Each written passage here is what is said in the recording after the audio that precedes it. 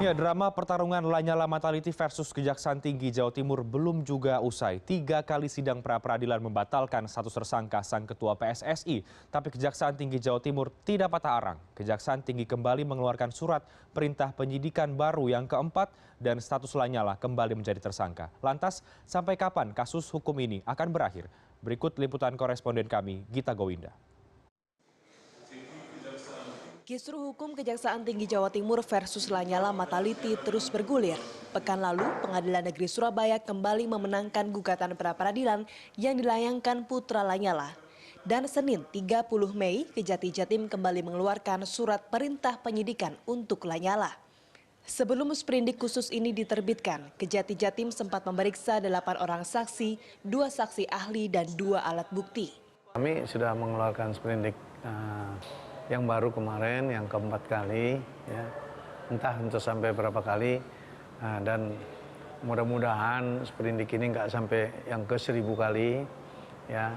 Dan harapan saya Lanyala bisa datang ke Kejaksaan Tinggi untuk menghadapi proses hukum, biarlah perkara ini diadili di Pengadilan Tipikor. Dan saya juga berharap Ketua Mahkamah Agung, Bapak Atali, saya kenal beliau. Saya pernah sidang sama beliau dulu waktu saya jadi jaksa pertama, ya. Saya sidang di Pengadilan Negeri Jakarta Utara dan beliau tahu saya, ya. Ya mungkin beliau dapat mengimbau kepada hakim yang mengadili perkara ini supaya betul-betul profesional, adil, tidak memihak. Tim kuasa hukum Lanyala menganggap penetapan sprindik baru bertentangan dengan 3 putusan pra-peradilan sebelumnya. Sementara kuasa hukum belum mengetahui bentuk fisik dari sprindik yang dikeluarkan Kejati Jatim. Ya, kami akan pertimbangkan untuk berkirim surat untuk meminta kepada Kejaksaan Tinggi Jawa Timur mengenai kejelasan surat perintah penyidikan maupun penetapan tersangka ini.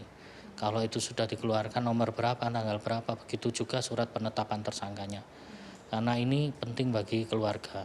Dan keluarga juga saya katakan tadi diakui hak atau legal standingnya oleh pengadilan. Karena yang termasuk mempunyai kepentingan terhadap penetapan tersangka ini. Nah, kami juga akan pertimbangkan pula dengan keluarga termasuk langkah-langkah hukum selanjutnya. Selain pra-peradilan mungkin bisa apa lagi nanti akan kami konsultasikan kepada keluarga. Kemenangan Lanyala di sidang pra-peradilan itu sendiri dikritik ahli hukum dari Universitas Erlangga Surabaya.